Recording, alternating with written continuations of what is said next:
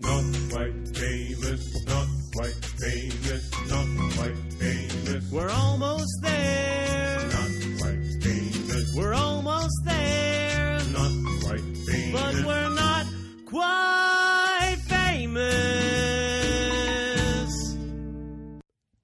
Hello and welcome to episode number 2 of the Not Quite Famous podcast with our guest Sara Benincasa.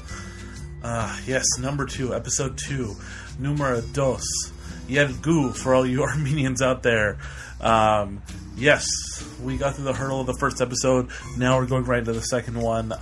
A lot has changed. Last week, if you guys remember, I talked about my wife's pregnancy. Her pregnancy is over. I feel like I should explain that more. I now have a son. New son, rather. My new son, welcomed into the world, Oliver Victor Cohen Asdourian. I'm very excited about that. My family collectively is very excited about that. I am also so tired. I am tremendously tired. It is amazing how tired having a baby makes you. It's obscene. But so that changed. Me and Sara get into the conversation a little bit. This interview was actually recorded pretty recently. Some of the ones that are going to be coming up in the next few weeks were actually recorded before this one. So you'll hear more references to the pregnancy in those interviews, whereas in this one we actually talk about me having the baby and the delivery. My son was born a little while back. He was born a month ago. So that's how far back these recordings are going. He was born on August 31st, 2014. That's how my summer ended. Yes. A story that I tell in the podcast with Sara a little later on is that I delivered him. How insane is that? Yes, I delivered a baby into the world. How did you end your summer? That's how I ended mine. I think I win. It's crazy. It's absolutely crazy. Get into the story a little bit, but I'll explain to you guys what happened. The short version is that the baby came out a few minutes before the paramedics decided to show up. Yes, it was a very fast delivery. My wife just pumped him out. She was in labor for less than half an hour. It was insane.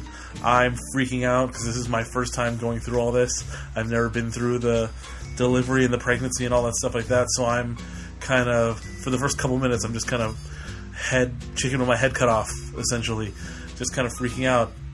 And then I get on the phone with the dispatcher to call the ambulance because my wife's like, call an ambulance, shit's real. And I'm like, okay. So I called the ambulance. Originally I thought I was just going to be able to take her to the hospital, but no, I called the ambulance and I'm on the phone with the dispatcher.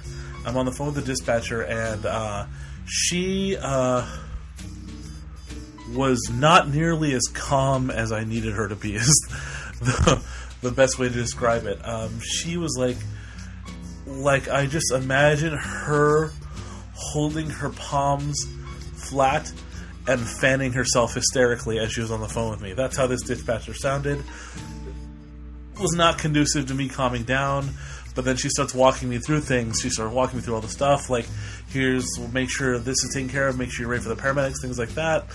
And my wife, who is actively in labor now, is just screaming at me. And we call a friend of ours, a friend of the family, to come to the house to watch Ty, my 4-year-old. And our friend Jackie comes over to watch Ty, but before she gets there, Ty is woken up in the middle of the night. He doesn't know why his mommy is screaming, and he comes into our bedroom while I'm about to go down and see what the situation with my wife is, and he just looks at me and says, "Mommy, why are you yelling at Daddy?" That's how that started. Thankfully, our friend Jackie arrives, and she's able to take Ty downstairs and out of the chaoticness of it. It was absurd. And then so I'm on the phone with the dispatcher all the while of this. It's crazy. I'm on the phone with the dispatcher. Says, "All right, we need you to check and see if the baby's crowning." I'm like, crowning. Okay, that's when the head is coming out. All right, so I go down to check, and I feel, and oh, we're not crowning anymore. That's a good chunk of the head. This kid is coming out. I have that realization, and I don't panic, but like the adrenaline starts pumping. So it's crazy. My wife is on our bed, and she starts pushing, and like 3 pushes, and this kid is out. And oh my God, it was amazing. I'm on my knees in front of my wife. The baby comes out, and I catch it like a champ. Like, he slides out of her and slides right into my arms like a game-winning touchdown pass. Like, it just slides right into my arms. It's crazy. It's nuts. I don't believe it. And I felt like Jerry Rice in the 90s, just nailing that touchdown pass. You know, my wife wasn't in a high-fiving mood at that point, oddly enough. But yeah, it was crazy. All of a sudden, I have this thing just in my arms, just crying and excited, and it was insane. And yeah, it was just perfect. He started breathing immediately, and I realized that Ty, our 4-year-old, has run back up the stairs, and he's standing right behind me. And I don't know if he has seen the actual. I don't know if he got there afterwards, or if he saw the game-winning catch happen, for lack of a better term. I don't know which one. It's I still to this day don't know, because he's 4. He's not the most expressive as far as verbal communication goes, so he can't really eloquently explain if he saw it or not. Yeah, it's nuts. And just after this happens, the paramedics arrive, and our friend Jackie lets them in the house, and they come upstairs, and they say, like, they check out the baby's fine. We end up cutting the umbilical cord, and yeah, and then I help my wife. They get her down to the ambulance. They load her and the baby into the back of the ambulance. And I'm not ashamed to admit this. I had the thought, well, if I delivered the baby, do I still have to pay for this ambulance ride? Not afraid to admit that to you people. I guess, I'm more Armenian than I realize I am sometimes. But yeah, it's insane. That was how the birth of my son happened, without getting into too many of the more gory details, I suppose. Yeah, it's crazy. I followed them to the hospital, and I show up there, and apparently you get a round of applause if you have an emergency delivery without any medical professionals there. The medical staff at the hospital give you a round of applause, which is nice. I haven't experienced an applause break in a long time, but I'm bummed. But I get there, and then her OB is there, and he comes up and he just shakes my hand very solemnly. He's like, "Hey, you did a great job." And I'm just like, "Yeah," and I didn't even go to medical school or anything. On the inside, I didn't say that out loud, but it's what I was thinking. But yeah, it's insane. It's absolutely insane. I brought this life into the world. I now have a 1-month-old newborn, and I am not sleeping much. But that is not going to stop me from coming on here and rambling to you guys on the podcast. Yeah, it's crazy. This week has been nuts. This last month has been nuts. And sleep is not something that is a luxury me and my wife are going to get to enjoy overtly for a long time. But now we're going to get over to our guests. Sara J. Benincasa is our guest today. Sara is a comedian and writer. She is immensely talented, has a really hilarious comedic sensibility to her. She talks about her personal life. She talks about her struggles with different emotional and psychological issues she's had in the past and still struggles with, as we all do, because we're all a gigantic sack of crazy. It's called the human experience. And we end up talking about some of the work she's doing. We talk about her comedy tour that she currently has going on all over the country. It's an amazing philanthropic event that she has going on all over the country. It's great. She'll explain it more when we get into the interview. But she's a hilarious, hilarious writer. I fell in love with her work long before I got to talk to her. It's really great. You guys should check it out. You will enjoy it. I hope you guys enjoy the interview. We end up talking a lot about my own personal little neuroses. She is probably one of the more positive people I have ever encountered, especially in this horrendously negative industry that I call comedy. We end up going on slight little bitch fests about careers, mostly me bitching about mine, and she is so overtly positive and reassuring. It's amazing. I almost didn't know what to do with it because she was so nice and kind and supportive. She strikes me as the kind of person that every comedian loves hanging out with because she's actually a positive person as opposed to being super negative. It's really nice and refreshing. I hope you guys enjoyed the interview. I had a lot of fun talking to Sarah. It was really great getting to pick her brain about a lot of things. We actually recorded this episode at the Darkroom Theater in San Francisco. Really great performance space in SF where she was doing one of the dates from her tour in San Francisco. It was great. It's right in the middle of the Mission in San Francisco. It's between 18th and 19th on Mission. And right on cue, as if to remind us of the fact that we are in the Mission District of San Francisco, towards the end of the interview, a series of police cars blast past the Darkroom Theater, and they are very audibly heard on the track. So I'm sorry about that to you guys listening at home. Fair warning. Just a bunch of police cars blaring off to pursue the fight for justice. Yes, to me, all policemen are Batman and Robin, apparently, pursuing that fight for justice, whatever that means. This interview went really great after I made a big faux pas kind of at the beginning. I totally screwed up the name of Sarah's tour with a different comedy tour.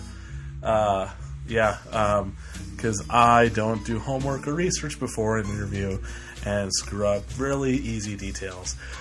This was a lot of fun. Enjoy Sara Benincasa.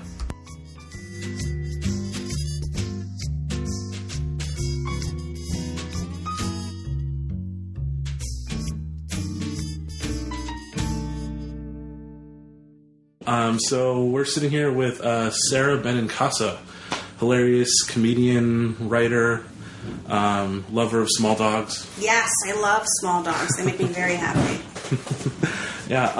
So we're sitting here in the newly built green room at the Darkroom Theater in San Francisco. Yeah, it's sort of not built. Yeah, I can see through the drywall. Yeah.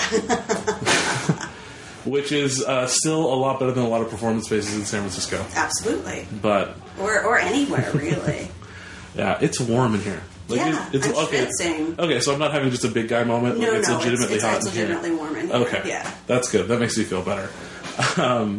It's funny. Like I'm like trying to find parking on Mission Street in San Francisco at 5:45 in the evening, and it's driving me insane. I can't find parking, and then all of a sudden, "Ain't No Mountain High Enough" comes on my iPod, and I'm like, okay, everything's gonna be all right. It's fine. So you were like, okay, we can deal with this. Yeah. So we're here because you're doing your hella gay comedy tour. You could call it that. It's called This Tour Is So Gay. This tour is so gay. Okay, that's a different comedy tour that I mixed up. Not called hella gay. I'm sorry. All gay comedy tours are the same to me. Yeah. I apologize. So you're doing that tonight at the Darkroom. Tragically, this won't be posted in the next 2 hours, but that's perfectly fine. So, do you want to explain what the tour is about? Yeah. So This Tour Is So Gay is a tour that I'm doing to benefit LGBT youth organizations, and so what we're doing is that I am traveling around the country. I raised $15,000 on Kickstarter, and I'm traveling around to 17 different cities, and I'm doing performances or book events. Or both. And so in every city, I sort of figure something out and tailor it to that particular city, like what I think will work and what the size of the venue and things like that based on how many people I know and how many people I think are fans there or readers. And so in San Francisco, I'm not doing a book event. I'm just doing a storytelling show. Okay. And we're doing a door split, so I get half of the proceeds from the door, and I'm donating all of that to San Francisco LGBT Community Center. Nice. Okay. Mm-hmm. So it's kind of a crowd-funded charity tour. That's interesting. Yeah. I haven't heard of that been done before. Yeah. I promoted it as just something to raise LGBT awareness and awareness of LGBT youth issues. But what I decided to do in practice was in each city I go to, either I do a fundraiser, I donate my own money, or I do direct service with an LGBT youth organization. Okay. Like, what do you mean by direct service? Direct service would be actually volunteering at the center, or volunteering in the office with the kids, or just doing, folding things for them, notebooks, notes to send out, or helping them with email, or whatever they need. So I haven't actually done that yet. I've just, so far, in Indianapolis, Seattle, and Denver, and Los Angeles, Indianapolis, Seattle, and Denver, I've donated money, my own money.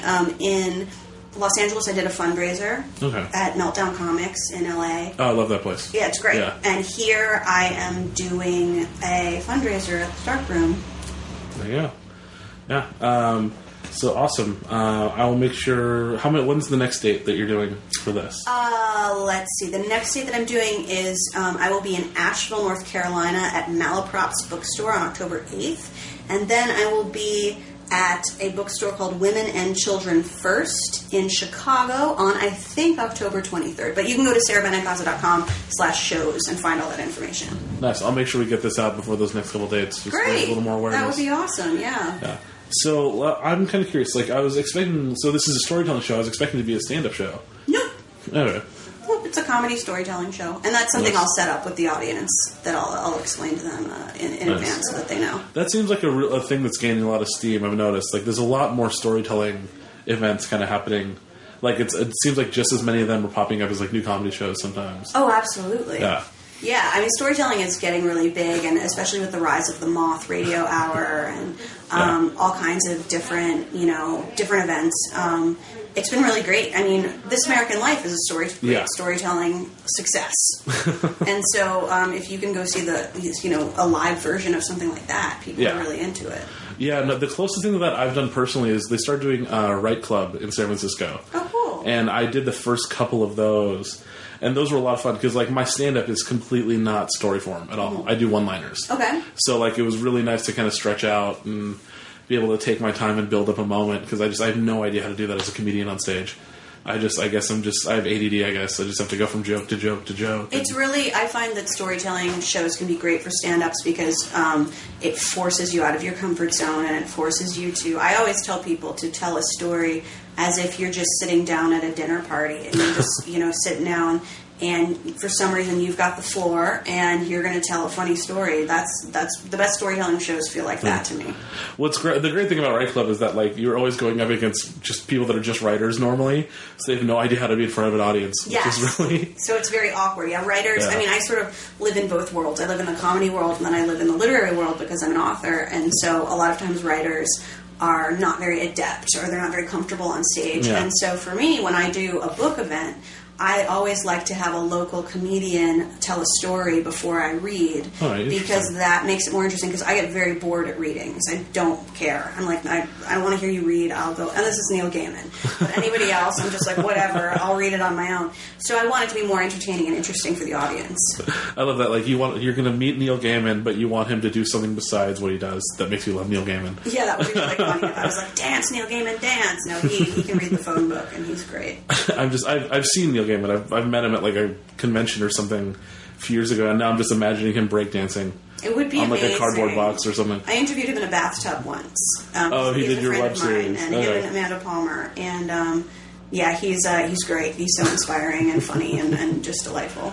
So where did you hail from? Like, where did you grow up? I'm from Jersey originally, and I grew up in Jersey. I went to college for a few years in Boston at Emerson College. I dropped out. Finished at a school called Warren Wilson College in North Carolina in Asheville.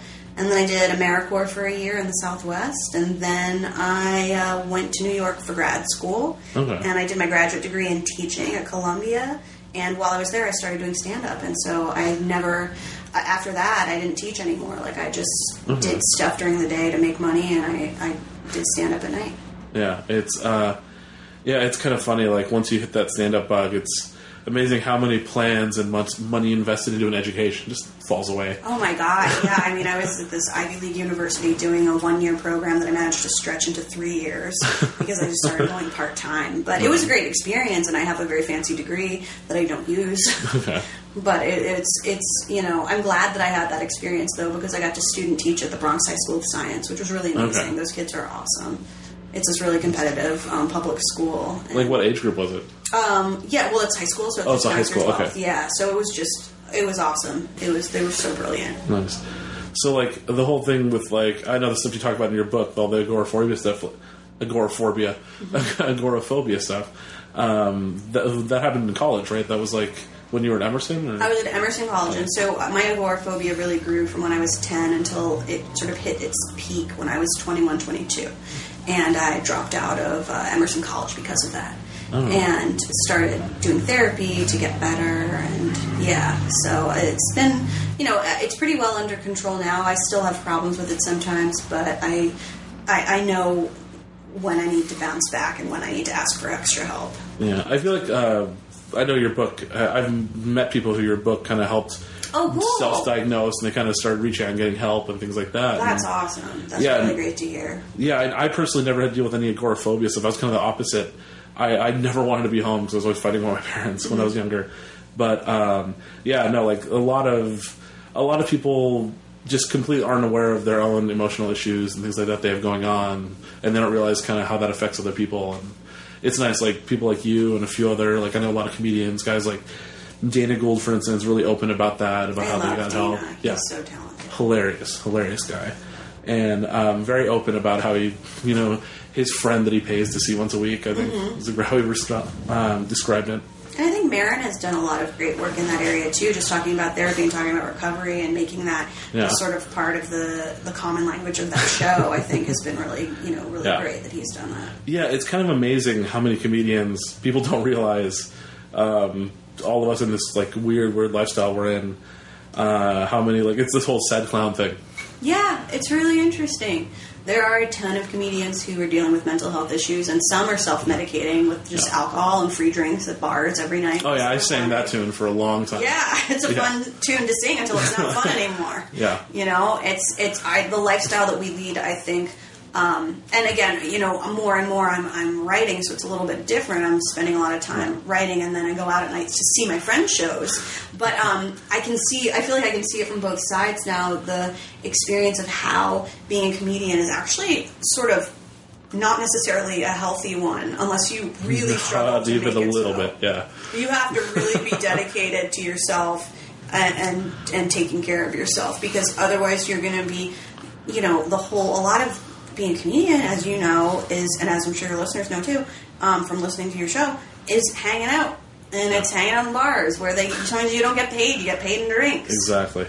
If you're lucky, you get paid in drinks. If you're super lucky, you get paid in drinks. I went through a really bad depression a couple years ago and almost drank myself to death. I'm completely aware of it now in retrospect. And But at the time, were you aware that's what you're doing? Oh, no. Not at all. And I just realized, I'm losing friends, and like my whole life is kind of crumbling around me, and I just kind of blocked it out by being in a scotch-induced haze all the time. And, yeah. And then funny how I started putting my life back together, and then I got happy, and I got married, and I have kids now, and that's all awesome. This stuff. Congratulations. Yeah, no, I just had a kid less than 3 weeks ago. What? That's so cool. Yeah, it's insane. Congratulations. That's amazing. So you have a tiny, tiny person. Yeah, no, I told this story on the podcast already, but I actually delivered my son, which is insane. Wow. Where? At home, because the baby came up 5 minutes before the paramedics got there. Oh my God. Yeah, it wasn't a planned event. It just happened. My God, that's amazing. Yeah. It's, did they talk you through it on the phone? She did, but she was kind of worthless. The 911 dispatcher. It's like she's telling me all these things, and she was like, I've said this story so many times on stage now. It's like, they're like, all right, check if the baby's crowning, and I check, like, that's a head. This is happening now, and then all of a sudden there's beautiful. Like 18 years of my life crying in my arm. Wow, that's so profound. What a profound connection. Yeah, it's all a blur. It's all a blur. I'm more annoyed that I ruined that T-shirt. Yeah, you can't use that T-shirt again. Those blood stains are not going to come out. Blood and shit and other stuff. It's just not going to come out. Yeah. But that's also amazing for you as a partner because you saw like what a vagina has evolved, is designed, however you want to look at it, whether it was God or Charles Darwin who made it happen. You saw like what a vag is there for, and it is quite a sight to see. From what I experienced, God had nothing to do with that. I'm pretty sure. But yeah, no, thankfully it's enough of an adrenaline-induced blur that like... You're like, I can't quite remember that. Yeah, it's just like, it's all like in flashes and just like, but I caught it like a champ. Didn't drop him, didn't do anything. And Wow. yeah. That's beautiful. It's a miracle. I don't necessarily mean it in like a spiritual way. It's just fucking rad. Yeah. The simple fact that I settled down enough to like get married and have a family is a miracle enough in itself. That's amazing. Cool, good for you. Yeah, it's funny because I never thought I was going to be the kind of guy who settles down. Or How old like are that. you? I'm 27. You're young. Yes. You're very young. I'm 33. I've been doing stand-up since I was 17. Oh, wow, okay. Yeah, I'm a useless member of society. But completely. you're grown up in stand-up years because Yes. you've been doing it for 10 years. You're Yes. not a baby in stand-up years. That and I have the vices of like an 80-year-old man. Like I smoke cigars and Drink drink scotch. scotch and all that. And In moderation now. in it moderation sounds now, like. yes. Yeah. Well, I didn't drink at all during the pregnancy because my wife couldn't drink. So I figured, like, I'm going to be in solidarity with her. Oh, yeah. And I hadn't been drinking much for a while anyway. And then it kind of like, I realized how many of my routines are surrounded by smoking and drinking. And I'm like, oh, okay. So I kind of had to reevaluate how I waste time after shows and things like that. Exactly. And, yeah, it's interesting, like, how the pregnancy kind of put a spotlight on that. That's really Yeah. cool. I'm terrified that like this time next year I'm going to be Ray Romano because I've got a 4-year-old stepson, and then now we have the new one, Oliver, and just like I'm terrified that they're just going to like, my stand-up is a very like very sad sack, one-linery, kind of angry, and like now I'm like telling all these stories about how like it's rough at the mall with your kids and like You evolve. I mean, God bless anyone who gets to be Ray Romano. He makes a lot of fucking money, Yes, man. that is true. And like, there is truth in that. There is beauty in that, and there's a reason that he's so popular. And it's people relate to that shit. And Yeah. I think that being a parent is such an interesting experience, and it can feel very isolating. I think, particularly like for the mother when she's at home with the kid, or the father, Yeah. like whatever parent is alone with the kids for a certain period of time. Like, it seems like it can be quite stressful. Well, my wife was a single mother for a while because she got divorced very early in my stepson's life. So like she was alone with him for a while. So it's really hard for me to not be dad of the year, which is kind of nice. Yeah, As you're long as I'm starting like with that. like a pretty low bar. Yeah, ex-husband's a creep. Not gonna get into details, but just not part of the kid's life. Like I'm the only father figure. My stepson's a rad, and he's great. What's funny is that he looks cartoonishly not like me. Like I'm Hispanic and Middle Eastern. My father's Armenian. My mother grew up in El Salvador, and my wife and my stepson are blonde-haired, blue-eyed. Like my stepson looks like a Captain America action figure. Oh my god! and then my new son looks like me. He's got my black hair, my darker complexion. So now I've got these two dramatically different looking kids. That's great. And I'm going to drive around and I'm going to get Amber Alerted at some point. I know that like fear just rules my world now. You've stolen these babies. You've stolen them. What will you do with them? It's interesting. Genetics are like so interesting. My friend Danny Fernandez is a comedian, and she put up a picture on Facebook the other day of her family, and she was like, one of us is, I forget how she put it. She was like, one of us is chocolate, one of us is caramel, one of us is vanilla. And same parents, but the kids have 3 distinctly different shades of skin. And that, you never know what you're going to get. Like what's the ethnic background? Like, what's the... She's Latina, but I don't know, where her family's from. My family is, on my dad's side, it's Irish and English. On my mom's side, we thought we were all Italian, and then we found out that actually...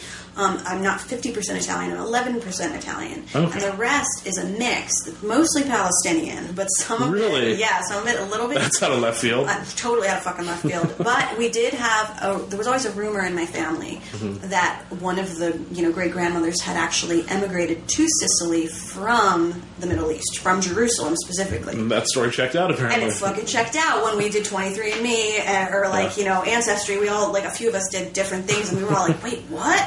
And so that side of the family is Italian, a little bit Italian, Okay. Palestinian, Druze, which is like a minority Middle Eastern group. Oh, yeah, okay. Sort of has their own culture and their own religion, and it's very kind of insular.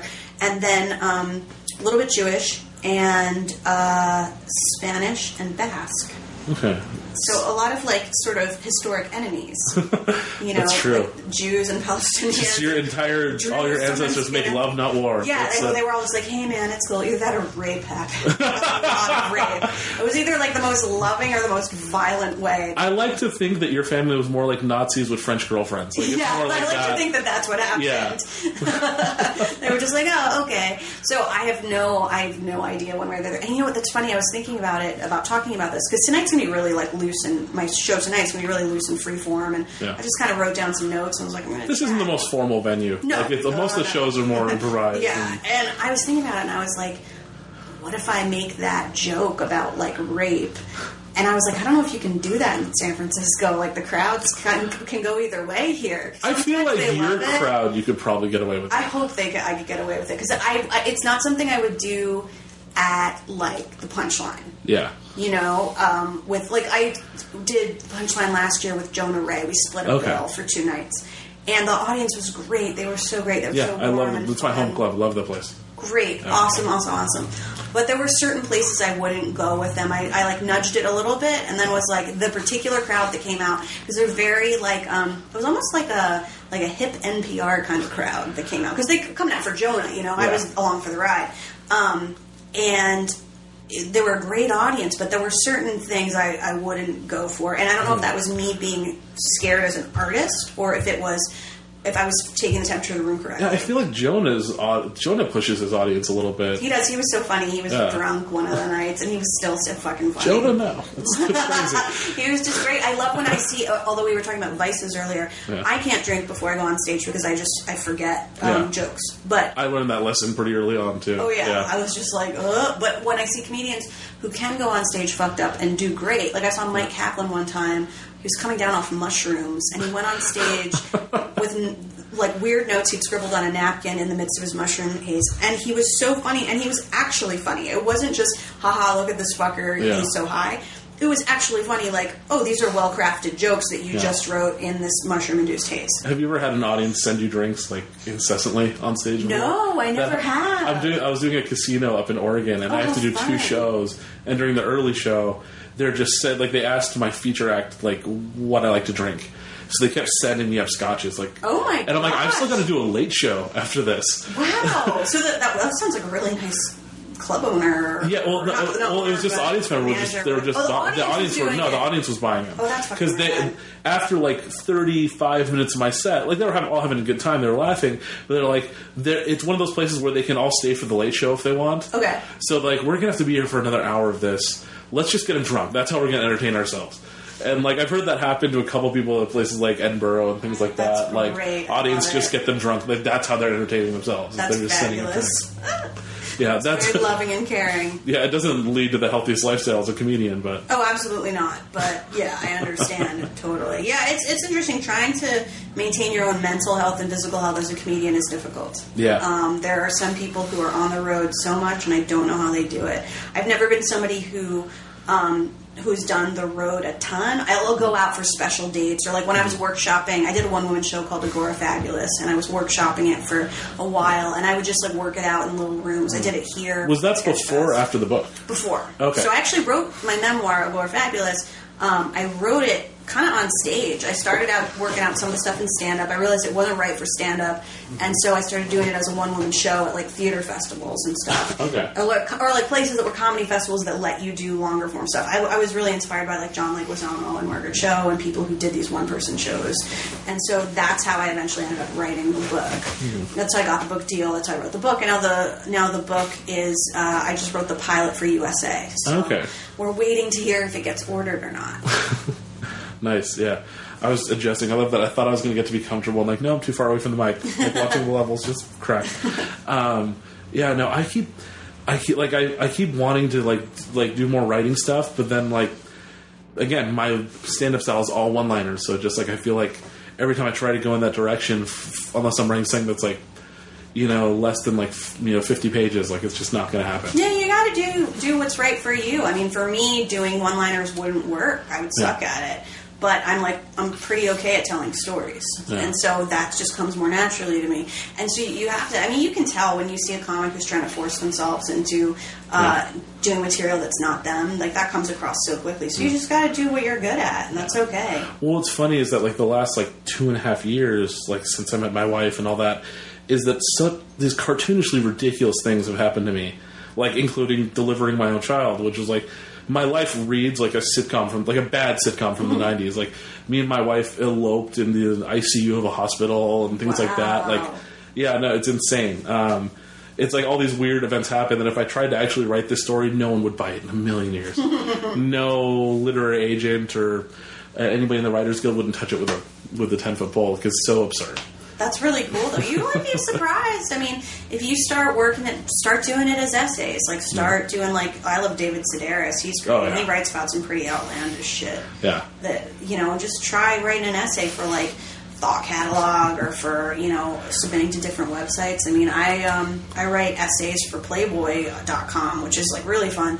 And I've written about a couple of kind of absurd things that were kind of wild. I read the Simpsons piece you did. Oh, thank you. Because I was following you on Twitter the whole time you're Discovery of the Simpsons. It entertained me a great deal. It was magical. I wrote a piece that they named Deflowering a Simpsons Virgin, very Playboy title, and it was about discovering the Simpsons because I was not permitted to watch The Simpsons in my house because it was a bad influence, and Roseanne was a bad influence for some reason, and so we couldn't, and yet we could watch The X-Files. I don't understand, but so it was just weird, my parents being weird and in their 30s and crazy, and so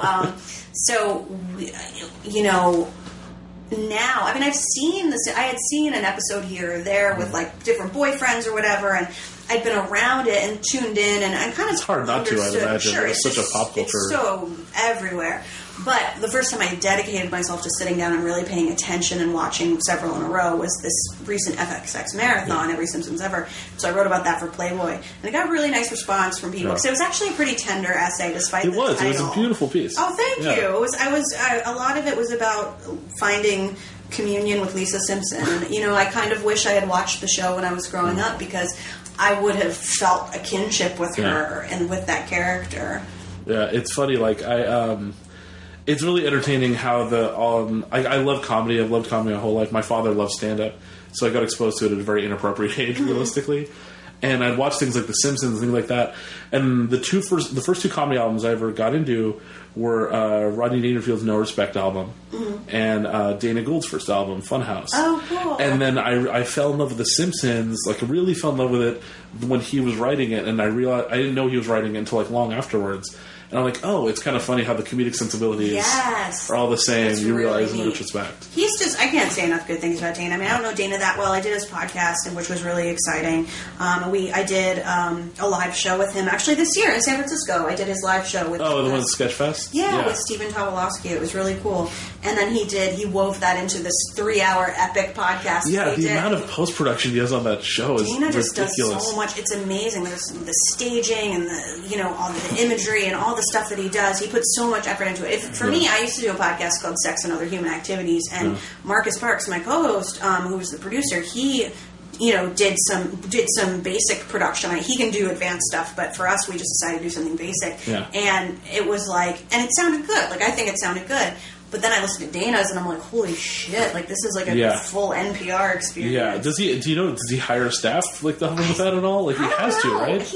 I would imagine that he does, but I think that he edits a lot of it himself. That just makes me feel awful about this podcast. That is my belief. I don't know. It could be that Dana just pays somebody to do the most amazing stuff with it, but I don't know. It's great. Yeah, no, mine. This is pretty. I don't want to say bare bones. That's not the right word, but the most most advanced thing I do is I had a friend of mine who's a really great musician, Rob Dillinger, local musician in the Bay Area, wrote and orchestrated this really great jingle and piece of music for the podcast and things like that. But that's about as far as it went. I'm not good at editing sound bites and things like that. If I did a podcast myself, it would be hey, it's Sarah. Welcome to the podcast. What are we talking about this week / month? Well, I mean, the Getting Wet web series was really bare bones, but it was great. Yeah. Oh, yeah. That was part of the by design. It was done in a really lo-fi kind of way on purpose, and it was very easy to shoot and easy to edit and very fun. Yeah. It's funny. I've seen really all these little clones of kind of that idea. Yes. So it's like they're in a hot tub or they're in whatever. Yeah. It's funny, and that's just been out there for so long now. And I need to edit one. I have one with Amber Benson, and I would love to do more, but it just ends up being, it's, you got to get in the tub, and it's a whole thing, and, I don't know, it's fun. Yeah. It's fun, but I'm so busy. I'm in the middle of writing 3 different books right now. I have 2 books out. One came out this year called Great. It's a YA novel, and then I'm working on 3 more, 2 young adult novels, and 1 self-help book. And they're all due within the next 6 months. Godspeed. Yeah, so it's just fucking insane. Yeah, no, it's funny, like, this is, like, my... Like, that's why it always amazes me the amount of post-production that Dana does on his, because, like, I'm not going on the road for a while because of my new son, and so this is kind of like, this podcast is relatively new, and this is kind of my project since I'm not going on the road for a while. Yeah, I think it's a great one. And it's so entertaining. Like, my wife, who's an incredibly smart woman, infinitely smarter than me, and I cannot stress that enough, but she still just doesn't get it. She's like, well, it's not stand-up. Like, I'm like, yeah, but it's still fun to do, and things like that. Like, my wife is a lawyer. She has a real job. Oh, and, great. She's a useful member of society, She also has, like, what's funny is she also grew up in the Central Valley in Sonora. Mm-hmm. So, she grew up with, like, ranchers and, like, raising animals and things like that. Like, in the apocalypse, she'll completely survive. I have no doubts about that. She sounds very accomplished. Yes.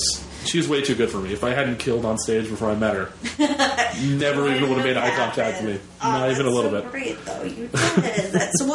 Podcasts can be, I would say to her, it's a great, like, a corporate networking tool. They can be a great networking tool. You can meet a lot of people, which then leads to other opportunities, absolutely, in my experience. So I feel like Marin should just be doing, like a motivational speaking tour, like, this is what podcasting did for me, look what it can do for you. Kind of thing. Like, he would be great. It kind of happened by accident. Like it kind of blew up after him. Like, all these comics started doing it. He did a wonderful job, and now he just got his 3rd season of his show. His show is great. Yeah, hilarious. Really good. Yeah, no, I was really late on the Mark Maron bandwagon. Not that bandwagon sounded passive aggressive. No, I don't think so. No, because he's hilarious comic. But, like, I had never really knew about him. Hadn't really heard his work before.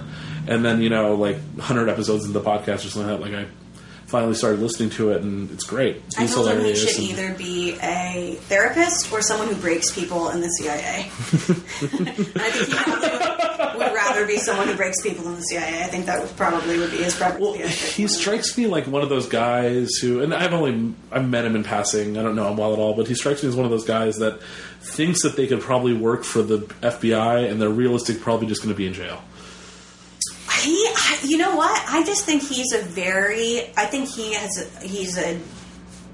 brilliant interviewer, a great comic, and a brilliant interviewer, and he just has a way of getting inside your head when he does those interviews, and he's really like the interview that I did when I did What the Fuck, I found the interview I did with him was I said things that, and I've heard this from other people too who've done the show. You say things that you didn't expect you would say. Afterwards, you're like, "What the fuck just happened?" Because he is really a magnetic presence. Yeah. He's really great at getting people to open up. Yeah, it's. I wonder how many phone calls he gets to, like, get things edited out. I wonder too. Like that, I wonder if I asked him to do it. I don't know. I didn't. But I wouldn't be surprised if he gets a view. Yeah, because I feel like a lot of people in retrospect don't realize how, like, open they can be sometimes. Yeah, well, you're in this little garage, but it's this neat little house / garage thing. And you're just there with him, and he's great at tuning into people, and I just can't say enough about him as an interviewer. Like, he could be a cult leader if he wanted to. He's great at it. I've seen his fans. He's dancing online. Yeah, he has a little bit of cult If you're just tuning in, we're actually talking about other podcasts besides this one. Which is fine. We're curating. So I'm just checking my phone right now, and I'm looking at the fact that my dog walker... my dog walker is out to dinner with my dog, and that's so great. I love that that's happening. That's the most LA sentence I've ever heard in my life. Yeah, she's out to. I had such an LA day yesterday. I woke up and I went to artisanal, local, organic breakfast where my friends stopped by, and then I went and got my hair done. I got a cut and color. And then after that, I went to get my eyelashes done at my eyelash girl, Jackie O'Lashes. And then I went to see Neutral Milk Hotel and the Breeders and Daniel Johnston at the Hollywood Bowl. And then after that, I just went out to a dive bar and drank and danced. Nice. And I was like, what is my life? Like, this would be great if every day was like this. Like, oh, fuck, man, this is a pretty cool day. Yeah, but then there are those nights you have to go and actually get on stage and things like that. Yeah, then there's times you have to actually do it, and you have to actually sit down. Writing, I find to be so much harder than stand-up because you have to be by yourself alone, and you do not get that instant gratification of the laugh. Like, writing is just like fucking... Any kind of writing is, I think, very difficult. It can be really lonely. Yeah, it's interesting. It's that a friend of mine, a really hilarious comic from out here originally in the Bay Area, his name's James Flutie, and he also just writes these short stories that are just brilliant. And what's funny is he started doing something which I thought was ridiculous. He started printing out like just little hand copies of his short stories, and he's like, I'm going to try and sell these after shows. But he's such a brilliant comic that he would just kill on stage. And then people would go buy these little short stories from him for like $2. That's really cool. Whereas then I have this like fully produced album that nobody's buying after the show. It's just like it's really interesting because like he kind of like you was able to dance on both worlds and just it's really fun. Yeah, and I just don't have that wiring to do both. I was talking to my friend James Fritz about this actually. James wants to do stand up. He's a stand up. That's what he is. True, like through and through, a true stand up comedian. And doesn't want to act or do other things. Like, he wants to do stand-up. Yeah. And I think it's cool when people are like that. Yeah, no, I'm a classically trained actor, for whatever that's worth. Useless degree in performance theater. And, it's funny. Like, I also studied film, and I didn't think I was going to do stand-up. Like, I always loved it, but I never thought I was going to be successful at it enough to keep doing it. And, depending on who you ask, that's debatable.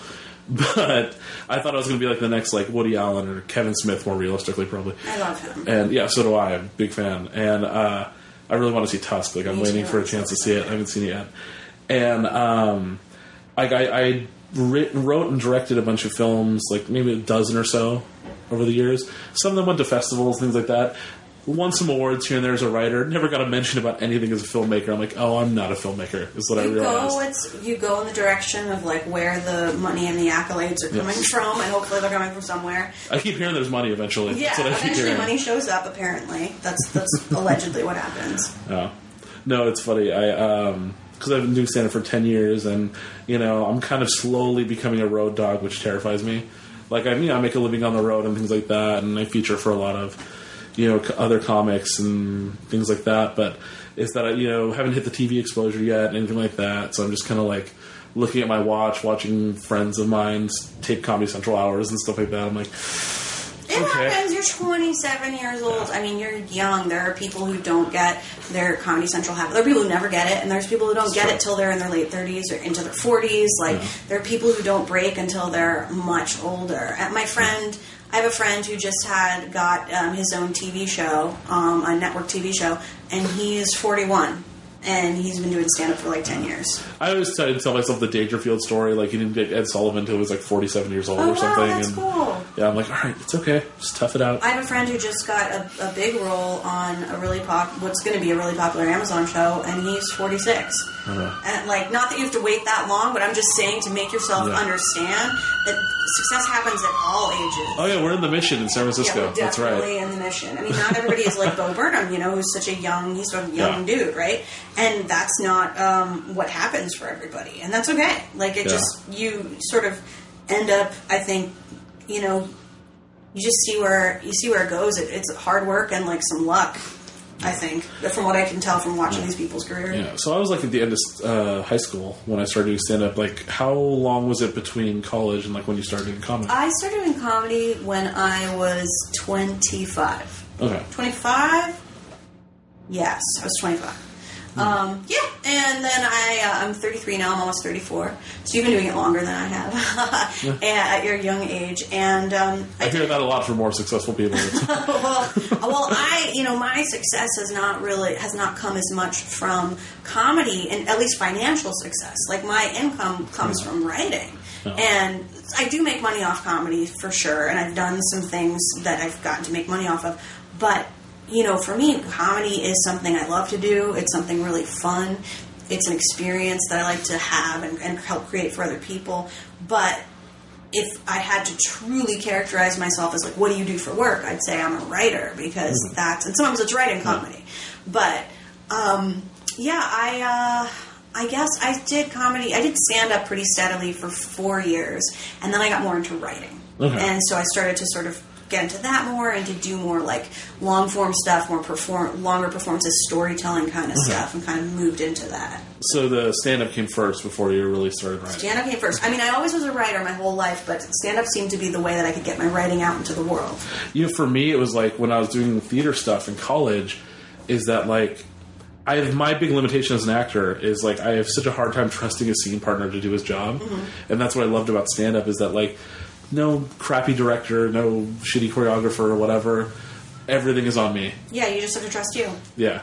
And that's what I love about stand-up, and, like, that's what terrifies all my friends that are good actors. Right. It's interesting how that flips depending on the medium. How do you get hooked up with Playboy when you start writing for them?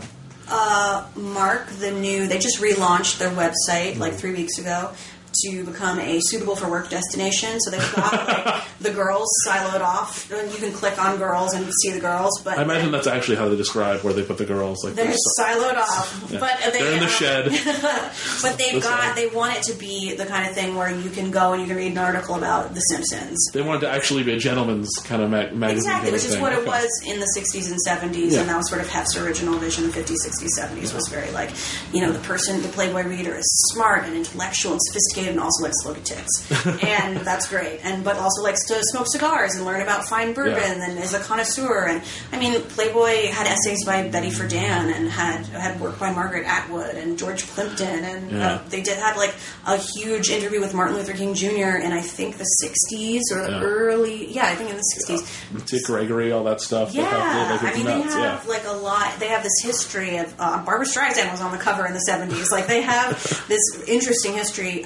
So what they're trying to do at the website, as far as I can tell, is that they're trying to make it suitable for work, but still, like, adult and sophisticated, and except for the boobs. And so the idea is that you can click on these articles about the 100 best French films of all time and not see boobs. But if you want to see boobs, you know where you can click for that. So Mark Bernardine, the new deputy editor of Digital, was at the Hollywood Reporter before, and we followed each other online for a while, and he saw me tweeting about The Simpsons. That's why I know that name. And he DM'd me and was like, would you want to write about this for Playboy.com? And I was like, does it have to have boobs in it? And he was like, no, you just write something smart and good. And I was like, okay. So I did that, and so then I've been writing for them it's only been like a month now, but I've gotten some good response, and it's great. I mean, I've never had a platform like that, like, where their Facebook page alone has 15 million followers. It's crazy. Yeah, it's kind of insane how, like, they're like Coca-Cola in that way, that, like, Playboy is just everywhere. Like, for what it is, because at the end of the day, a lot of it is a gentleman's magazine that shows nudity and things like that. There's still such a tremendous pop culture presence. Yes. Like, to the point where there's, like, things that you can find in, like, family stores, like Playboy notebooks and things like that. Yeah. And, like, it's insane. I've been writing about feminism for Playboy, and people are always like, what? Because it just blows their mind that the brand is addressing the issue. I just did an interview with a transgender actor named Ian Harvey, who's a stand-up comedian, who, and I think it's going to be the first, hopefully it'll go up on Monday or Tuesday, I think, and I hope it's the first interview they've ever done with a trans man, with a trans person, with a trans actor. Like, I don't know if they've ever, interviewed anyone before who was trans. Like, maybe, but I don't know. I mean, yeah, like, just based on what the venue for the article is, I can't imagine they would have. Yeah, on Playboy.com, I don't think they have. Maybe in the magazine at some point, like, they might have covered it. I don't know to what extent they covered, like, LGBTQ issues, but it's fun. It's very fun, and they pay great. So So God bless them. I remember my first exposure to Playboy was like, I don't mean like the magazine itself, but like kind of the whole thing as a concept is, I had an uncle who had a book that was all of the like party jokes from the magazine Yes. from like the 70s to like 85 or something like that. It was just this hardcover book, and just sitting there, I'm like 13, 14. I'm just kind of looking through this magazine, and like probably realistically one of the reasons why I'm just this weird comedic entity now, I guess. But yeah, it's influential. All that stuff. It was, some of those writers are from like the Mad Magazine tradition. Yeah, it's kind of insane. Like, what other places are you writing for right now? I write for Jezebel. I write a weekly column for Jezebel, and I am writing 3 books, and that's pretty much it. What I'm sticking to right now, and then just doing this tour for fun and to raise money for LGBT community centers. Nice. That's Pretty good. yeah. You've got this great combination of quality work, like good platforming, and you're actually giving something back with all the work you're doing. Oh, thanks. I'm trying to, because I'm a very selfish person. So I was like, well, how can I combine my selfishness, promoting myself and being on stage, and or maybe like selling books and stuff with altruism, giving back? And I was like, all right, I'm going to invent this. Yeah, I just let every crowd know that what they're doing is going to support 2 poor Armenian children. Yay! So That's there you awesome. go. No, but this was a lot of fun. Thanks for coming on. Thank you so much. Yeah. Sara Benincasa, you guys. That was a lot of fun. That was a great interview. Even with all the police sirens and how hot it was in that room. Oh my God, was it hot in there. Yeah, it was a great interview. Sara Benincasa, hilariously talented woman. Please check her out. Check out her writing. Check out the articles. Especially her stuff on Playboy. It's not just for tits anymore. Playboy, that should be their new slogan. I should send that to them. I think they'd love it. Playboy, not just for tits. Also, check out all of her other stuff. The stuff she's written on Jezebel. Just Google Sara Benincasa. Find all of her great Sara Benincasa-ness. Also, just go to her website, sarabenincasa.com. You'll find a lot of Sara Benincasa-ness there, I'd imagine. Also, follow her on Twitter, all that stuff. I'm excited about the new books. All her old books are great, too. Sara... her book, Agorafabulous, I strongly recommend to everybody out there. If you like reading words, it is a book for you. That is my endorsement. But yeah, she is hilarious, super talented. Make sure you go check out This Tour Is So Gay. It's a great storytelling show. She's all over the country with it, and it's for a great cause. It supports a great cause. Show her some love. I think she'll appreciate it, and your local LGBT community will appreciate it too. It is great. All the usual stuff.